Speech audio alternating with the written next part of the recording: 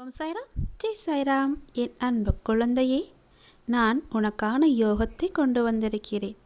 இந்த யோகத்தை வேண்டாம் என்று சொல்லாமல், தள்ளிவிட்டும் போகாமல் உடனே பெற்றுக்கொள். இது உன் வாழ்க்கையின் எதிர்காலத்திற்கான யோகம்.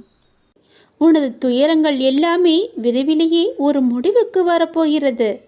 தேவையில்லாமல் உன்னுடைய கண்களை நீ கலங்க வைக்காதே. மகிழ்ச்சியாக இரு.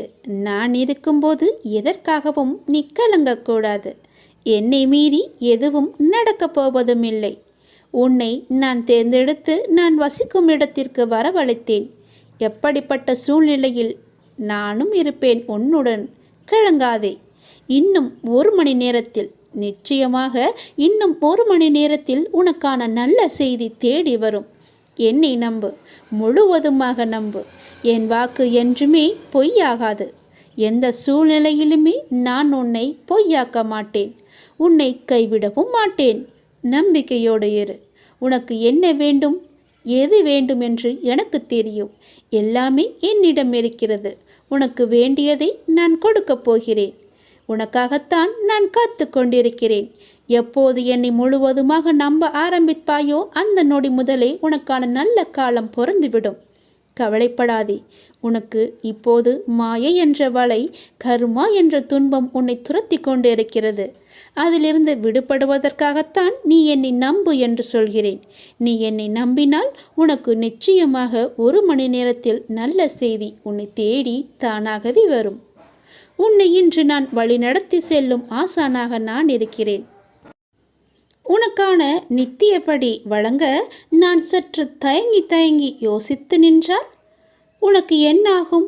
என்ன நடந்திருக்கும்? சற்று யோசித்துப்பார்.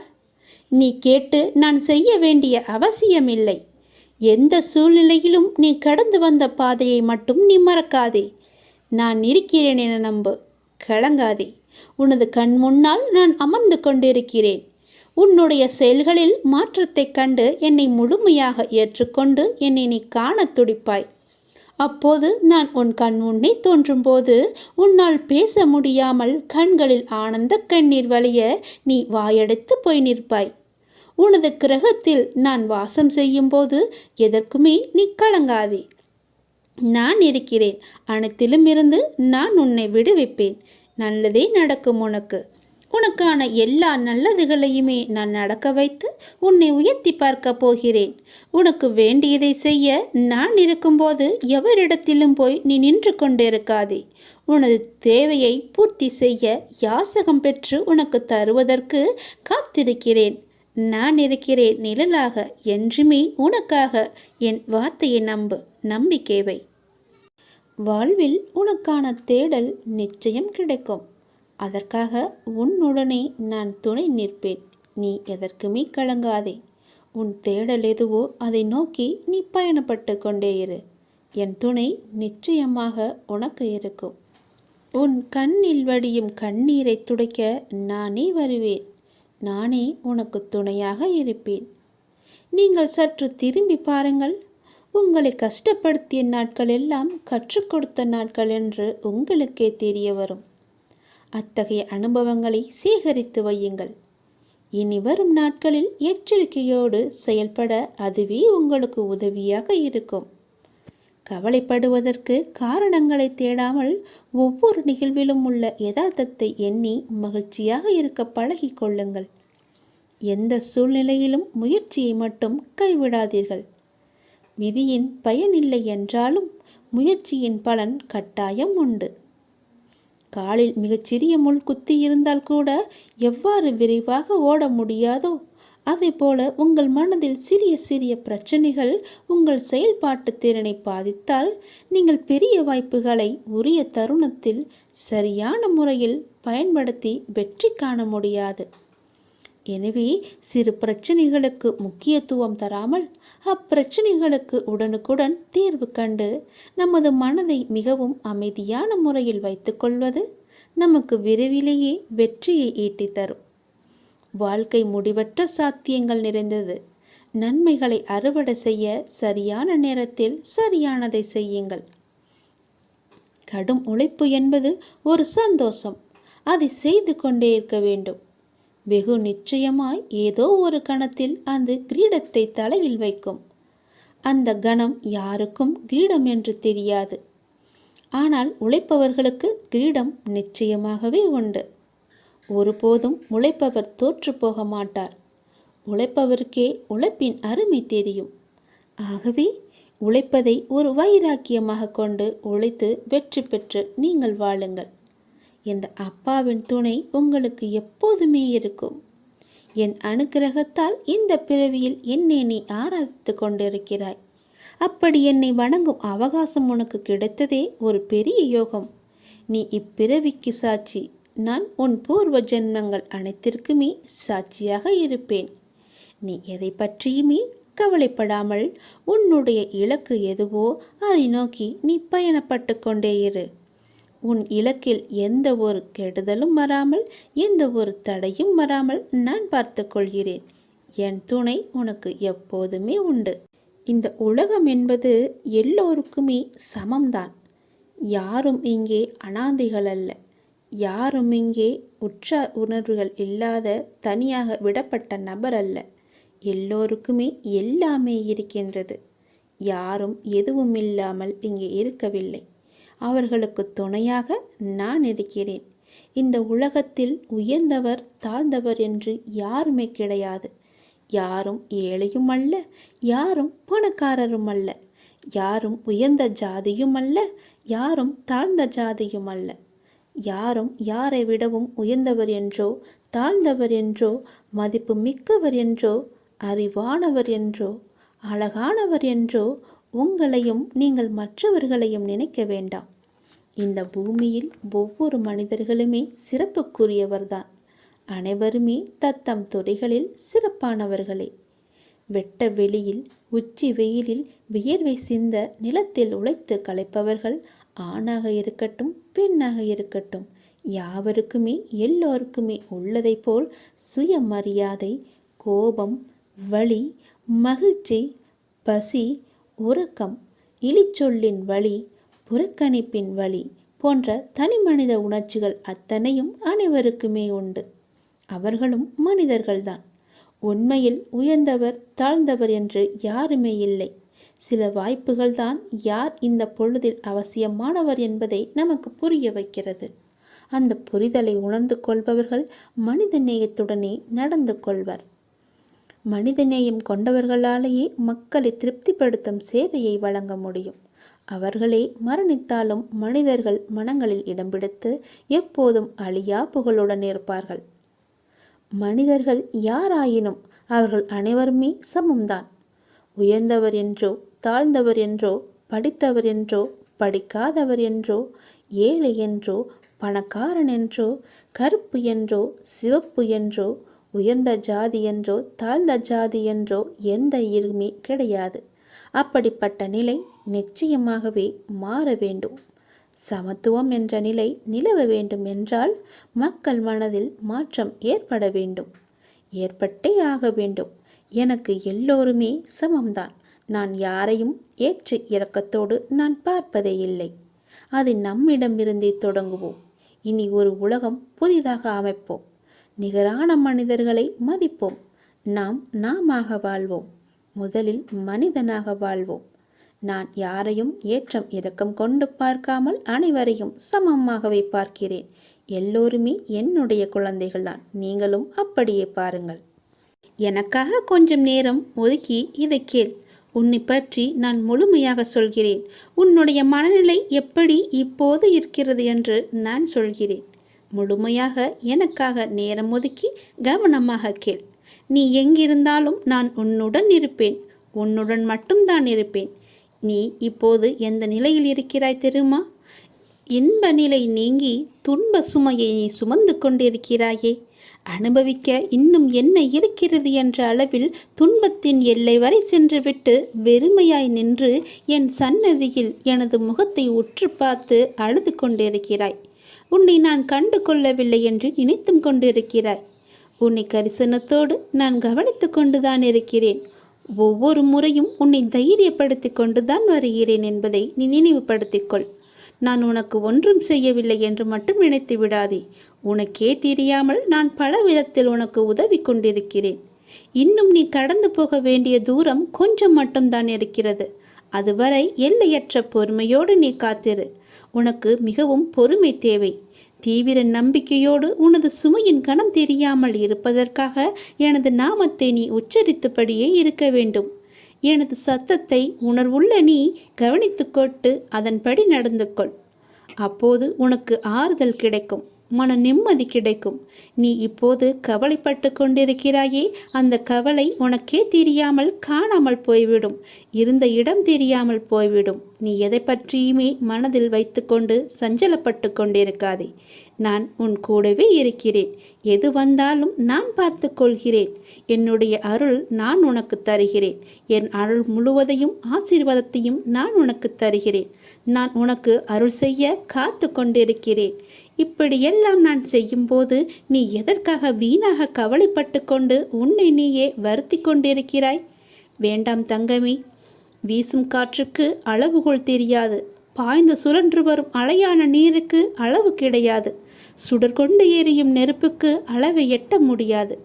பரந்த ஆகாயத்திற்கு எல்லை என்ற அளவுகோல் இல்லை. நீளம் என்ற பரந்த பூமிக்கு ஆழங்களின் அளவுகோல் இல்லை. நீ போகும் தூரத்திற்கும் கடக்கும் பாதைக்கும் உன் அனுபவங்களுக்கும் அளவுகோல் உண்டா? இவற்றுக்கே இல்லை என்ற போது உன் வெற்றியை மட்டும் உனக்கு அளவுகோல் வைத்தால் நான் கொடுப்பேன்.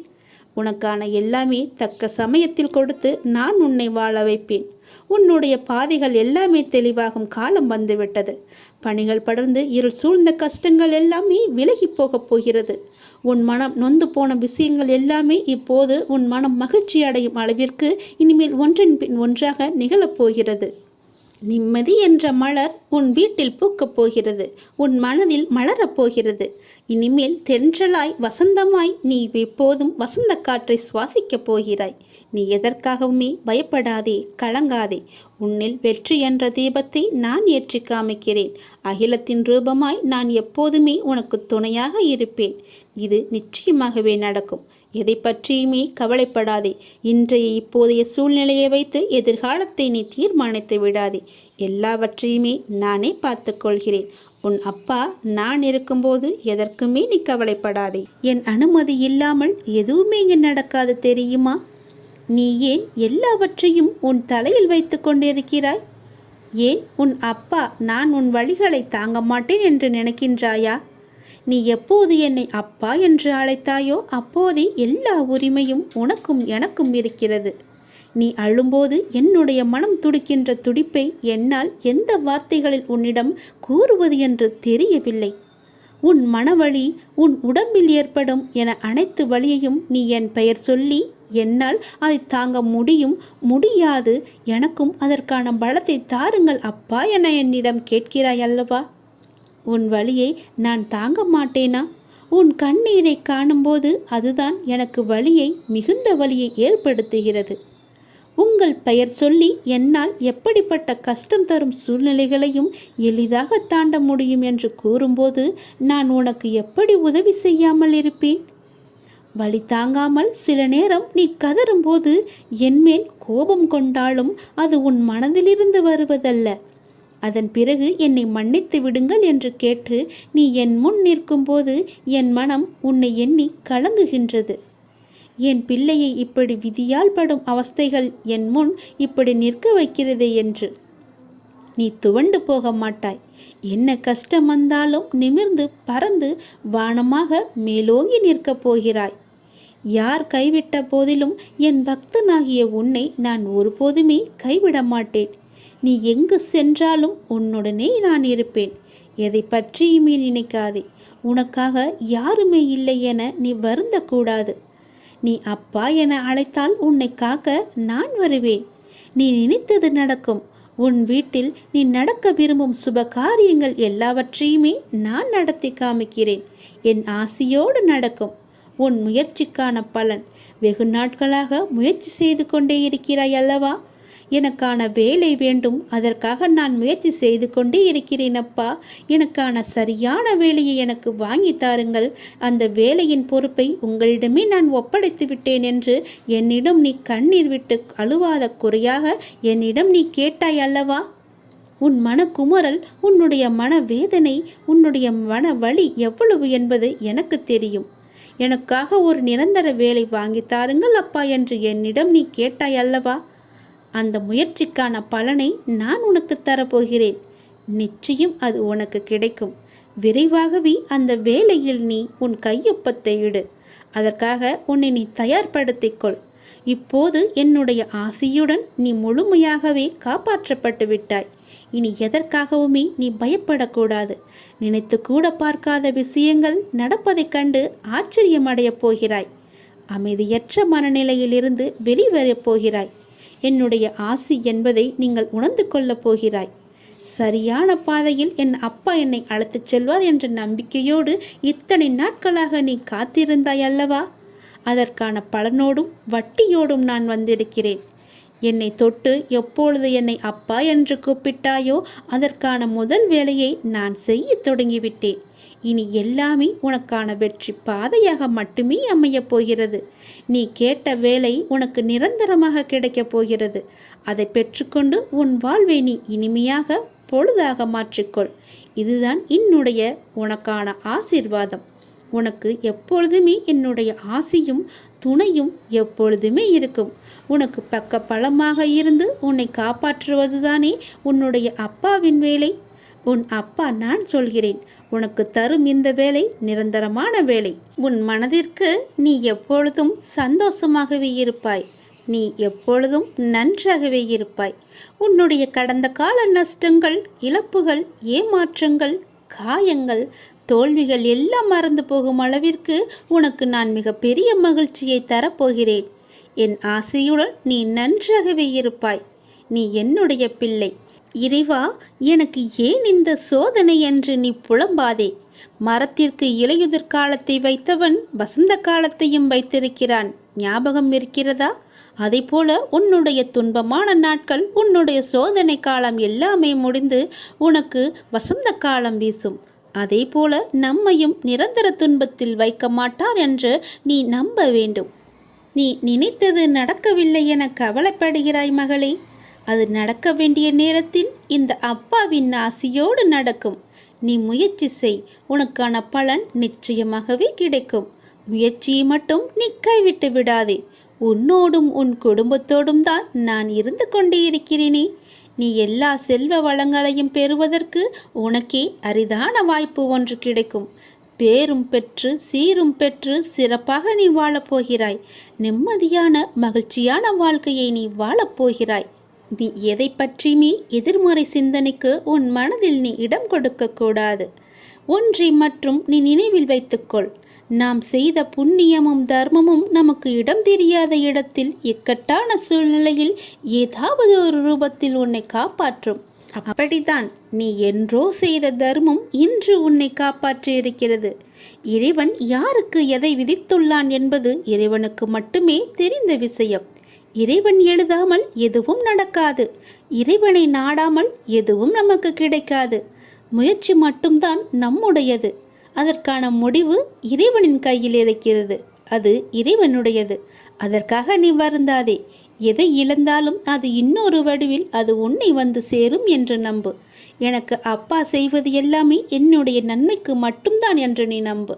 வாழ்க்கையின் சந்தோஷத்தை பிற நபரோடு நீ தேடாதே. உங்கள் சந்தோஷத்தை உனக்குள்ளேயே தேடு. உங்கள் பிறவியின் காரணத்தை தேடு. உங்களின் வளர்ச்சியின் தடைகளை தேடு. நான் என்னும் ஆணவம் தவித்து நதி போல நீ ஓடு. பிடிக்காத செயல்களை கண்டு கொள்ளாமலும், வேண்டாத செயல்களில் உங்கள் கவனத்தை செலுத்தாமலும், தேவையில்லாத கேள்விகளுக்கு நீ பதில் கூறாமலும் இருந்தாலே போதும். உங்களுடைய உடலும் மனமும் ஆரோக்கியமாக இருக்கும். நீங்கள் மற்றவர்களால் தூக்கி எறியப்படும் ஒவ்வொரு பொழுதும் காகிதமாக நீங்கள் விழாதே. விதையாக எழுங்கள், மீண்டும் முளைப்பதற்கு. நம்மை தூக்கி எறிந்து விட்டார்களே என்று கவலையிலேயே அப்படியே வீழ்ந்தே கிடைக்காதே. எழுந்து வா. உன் அப்பாவின் துணையோடு உன் அப்பாவின் கரத்தை பிடித்து கொண்டு நீ மேலே எழுந்து வா. எல்லாவற்றிலுமே நீ ஜெயிப்பாய். என்னால் முடியும் என்ற தன்னம்பிக்கையோடு எழுந்து எல்லாவற்றையுமே வெற்றிப்படியாக மாற்றி காட்டு. ஒருவர் இப்படித்தான் என முடிவான பிறகு அவர்களை மாற்ற முயற்சிக்காமல் உங்களை நீங்களே மாற்றிக்கொண்டு அடுத்த நிலைக்கு சென்று பாருங்கள். யாருடைய நிழலுக்குள்ளும் உங்களை பழக்கப்படுத்தி கொள்ளாதிருக்கும் வரை வெயில் உங்களை சுடுவதில்லை. எத்தனை வேகமாய் நம்மை மற்றவர்கள் மறந்து விடுவார்கள் என்பதை நாம் உணர்ந்து விட்டாலே போதும். நாம் நமக்கான வாழ்க்கையை வாழ ஆரம்பித்து விடுவோம். அனைத்திலும் இயல் எதிர்பார்த்த சூழலை புரிந்து கொண்டால் உயரிய நிலையை பெறுவது நிச்சயம் உண்மை. நான் சொல்வது உனக்கு புரிகிறதா? நான் சொல்வது புரியவில்லை என்றால் மீண்டும் ஒரு முறை கேட்டு அதன்படியே நட. உனக்கு வெற்றி நிச்சயம் காத்திருக்கிறது. இந்த விஷயத்தை நான் வெகு நாட்களாக உன்னிடம் சொல்ல வேண்டும் என்று நான் நினைத்து கொண்டிருந்த விஷயத்தை இப்பொழுது நான் உன்னிடம் சொல்லிவிட்டேன். இப்பொழுதுதான் எனக்கு மன ஆறுதலாக இருக்கிறது. இனி நீ பிழைத்துக் கொள்வாய். உன்னை நோக்கி வருகின்ற அனைத்தும் என்னுடைய கைகளிலிருந்துதான் உன்னிடம் வருகிறது. அதை எதிர்நோக்கி நீ எடுக்கும் பக்கமே உன் வாழ்க்கை என்னும் புத்தகம் எப்படி இருக்கும் என்று தீர்மானிக்கின்றது. அந்த புத்தகம் குறிக்கின்ற முக்கியமான காலம் நிகழ்காலம் மட்டும்தான். அதை எழுத உனக்கு எழுதுகோலாக நான் இருப்பேன். உன் இறந்த காலத்தில் 1000 விஷயங்கள் நல்லதாகவும் கெட்டதாகவும் இருக்கும். அது உன்னுடைய தவறு இல்லை. உனக்கான என்ன தீர்மானிக்கப்பட்டதோ அதைதான் நீ அனுபவித்து கொண்டிருக்கிறாய். அதனால் முடிந்தது முடிந்துவிட்டது. அதை நோக்கி தேவையில்லாத ஞாபகத்தில் நீ பயணிக்காதே. எதிர்காலம் நீ தீர்மானிப்பது இல்லை. நிகழ்கால பயணத்தை நான் உனக்கு எழுதுகிறேன். நீ பயப்படாதே. உன்னிடம் இதயம் என்ற மிகப்பெரிய சொத்து இருக்கின்றது. அதை நீ ஒரு நிலைப்படுத்து. மலர்கள் அழகாக இருக்கும், சிலவற்றில் முள் இருக்கும். உன் வாழ்க்கையும் அப்படிதான். உன் அழகான வாழ்க்கை, அதை நீ பார்த்து நட. நான் என் குழந்தையை தாங்கும் மண்ணாய் அடியில் பிடித்து நான் காத்திருப்பேன். உன்னை சந்தோஷமாகவே வாழ வைப்பேன். நீயாக ஓர் கற்பனை கதையை உருவாக்கி நடந்ததை பற்றி வீணாக யோசித்து உன்னுள் இருக்கும் அமைதியை கெடுத்து கொள்ளாதே. உனக்கான நேரம் சரியில்லாமல் இருக்கலாம். நான் இருக்கையில் உன் வாழ்க்கைக்கான நேரத்தை நானே கவனித்துக் கொள்கிறேன். உன்னை ஒருபோதுமே கவலைப்பட விட மாட்டேன். யார் என்ன வேண்டுமானாலும் எனக்கு எதிராக சொல்லட்டும். என் குழந்தை என் மீது இவ்வளவு நம்பிக்கையை வைத்திருக்கும் போது, உன் உலகமாய் நான் இருக்கும்போது நீ எதற்காக கவலைப்பட வேண்டும்? உனக்கு செய்வது எல்லாவற்றையுமே என்னுடைய ஆனந்தத்தால் தான் செய்கிறேன். நீயும் அப்படிதான். எனக்கு எல்லாமே என்னுடைய உலகமாக என் அப்பா இருக்கிறார் என்று ஆனந்தத்தில் தானே சொல்கிறாய். அதுபோலவே எனக்கான உலகமும் என் குழந்தைதான். உனக்கு அம்மாவாகவும் அப்பாவாகவும் நானே எப்பொழுதுமே துணை இருக்கிறேன். உன்னுடைய நட்பாகட்டும், உன்னுடைய காதலாகட்டும், உன்னுடைய அனுக்கிரகம், விசுவாசம் முதலியவற்றையெல்லாம் என் மேலே நீ வைத்திருக்கிறாய். நான் உன்னை கண் இமையை காப்பது போல காத்து கொண்டு இருக்கிறேன். உன்னுடைய முயற்சி இல்லாமலேயே நான் உன்னை காப்பாற்றுவேன். எந்த ஒரு இக்கட்டான சூழ்நிலை வந்தாலும் அப்பா என்று என்னை உரிமையாக கூப்பிடு. நான் உன்னை தேடி ஓடோடி வருகிறேன். அப்பாக்கு இணை ஏதுமே கிடையாது. உன்னை காப்பாற்ற என்னால் மட்டுமே முடியும். எத்தனை பிரச்சனையாக இருந்தாலும் பரவாயில்லை, எவ்வளவு பெரியதாக இருந்தாலும் பரவாயில்லை. நான் நினைத்தால் அதை ஒரு நொடியில் மாற்ற முடியும். முழுமையாக என்னை நீ நம்பு. எல்லாவற்றையுமே நான் பார்த்து கொள்கிறேன். இனி உனக்கு நடப்பது நன்மையாகவே இருக்கும். இது நாடகம் நிறைந்த நரிகள் வாழும் உலகம். இது நல்லவர் யார் கெட்டவர் யார் என நிதானமாக யோசித்து செயல்பட வேண்டிய காலம் இது. ஏனென்றால் இது கலிகாலமாகிவிட்டது. நான் உன்னோடு இருக்கிறேன். நீ பயப்படாமல் இரு. நீ பலம் கொண்டு திடமான மனதோடு இரு. உன்னை ஒரு பொதுமே அப்பா கைவிட மாட்டேன். புண்ணியங்கள் அனைத்திற்குமே தலையாயது எது தெரியுமா? நன்றி பாராட்டுவதுதான். பாவங்கள் அனைத்திற்குமே தலையாயது நன்றியை மறப்பதுதான். செய்த நன்றியை மறப்பதுதான் பெரிய பாவம். தக்க சமயத்தில் செய்த உதவிக்கு நன்றியை கொன்றவனுக்கு ஒரு பிரயோஜனமும் இல்லை, ஒரு சித்தமும் இல்லை. நம்மை பெற்று வளர்த்த அன்னையும் பிதாவும் முன்னறி தெய்வம், கண்கண்ட தெய்வம். அவர்களுக்கு செய்யும் பணிவிடைகளே நீ செலுத்த வேண்டிய முதன்மையான நன்றி கடன். ஏனெனில் அதன் நன்மை என்பது கடலை விட பெரியது. தள்ளாத காலத்திலாவது நீ அவர்களின் மனம் மகிழும்படி நடந்து கொள். நீ என்னதான் தான தர்மம் செய்து வந்தாலும் அவர்களை நல்லபடியாக வைத்து கொள்ளாவிட்டால் நீ எதிலுமே வெற்றி பெற முடியாது. உன் உண்மை அன்பிற்கு கட்டுண்டவர்களை தவிர வேறு எவரின் அசட்டு பேச்சுகளுக்கும் நீ உன் மனதில் இடம் கொடுத்து விடாதே. எந்த சூழ்நிலையிலும் உனக்கு தக்க சமயத்தில் உதவி புரிந்தவர்களை உதாசீனப்படுத்தாதே. உதவி செய்தவர்களுக்கு நன்றி பாராட்டுவதுதான் மிகப்பெரிய புண்ணியம். உனக்கு பின்னால் இருப்பது யார் என்று தெரிந்து கொள். உனக்கு பின்னால் இருப்பது நான் தான். உன்னை நான் கைவிடவே மாட்டேன். எல்லாமே சரியாகிவிடும். எதற்குமே நீ அஞ்சாதே. உன்னோடும் உன் குடும்பத்தோடும் நான் உன் அப்பா இருக்கிறேன். எதற்குமே கலங்காதே. உன்னை நான் அல்லவா எப்போதுமே பார்த்து கொண்டிருக்கிறேன். அதனால் என்றுமே உனக்கு நன்மையை மட்டும்தான் தெரிவேன். நன்மை மட்டும்தான் உன் கண்ணுக்கு புலப்படியும் நான் செய்வேன். உன்னுடைய பாரங்களை எல்லாமே எனது பாதத்தில் நீ சமர்ப்பித்து விட்டாய். நீ எதற்காகவும் இனிமேல் கலங்கக்கூடாது. எப்போது உனது பாரங்களை எனது காலடியில் நீ விட்டாயோ அந்த நொடி முதலே உன்னுடைய கர்ம வினைகளை அகற்றி உனக்கு நல்லது நடக்க நான் ஆயத்தமாகிவிட்டேன். இப்பொழுது என்னுடைய தவக்காலம் முடிந்தது. உனக்கு நல்லதை நடக்க செய்யப் போகிறேன். இப்போது உனக்கு நல்லது நடக்குவதற்காக நான் கண்கொண்டு திறந்து பார்த்திருக்கிறேன் உன்னை. என்னுடைய தவக்காலமே உனக்காக மட்டும்தான். எல்லாமே உனக்கு கைகூடி வரப்போகிறது. நீ துயரத்திலிருந்து நிச்சயமாகவே விடுபட போகிறாய். பல ஆனந்தத்தை நான் உனக்கு அள்ளித்தரப்போகிறேன். காத்திரு.